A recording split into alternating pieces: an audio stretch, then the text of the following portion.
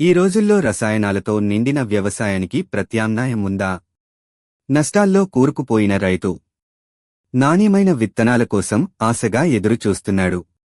అలాంటి సమయంలో తెలంగాణలోని ఒక చిన్న గ్రామం గంగాపూర్ దేశానికి మార్గదర్శిగా మారింది. ఇక్కడ ఏటా జరిగే విత్తనోత్సవం ఇప్పుడు దేశవ్యాప్తంగా పాత విత్తనాల సంరక్షణకు చిహ్నంగా నిలిచింది. 16 ఏళ్లుగా ఈ గ్రామంలో జరిగే ఈ ఉత్సవంలో రైతులు తమ వద్ద ఉన్న ప్రాచీన విత్తనాలను తీసుకొచ్చి ఇతరులతో మార్పిడి చేసుకుంటున్నారు. అదేంటి, పాత విత్తనాలా? అవి పెరుగుతాయా, పంటలు దిగుతాయా అనుకుంటున్నారా?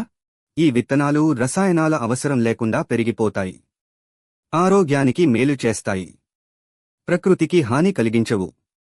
ఈ విత్తనోత్సవంలో మహారాష్ట్ర, కర్ణాటక, ఒడిశా, మధ్యప్రదేశ్ వంటి రాష్ట్రాల రైతులు కూడా పాల్గొంటున్నారు. ఇక ఈ గ్రామంలో ఏర్పాటు చేసిన విత్తన బ్యాంక్ ద్వారా 300కి పైగా విత్తన రకాల్ని ఉచితంగా రైతులకు అందిస్తున్నారు.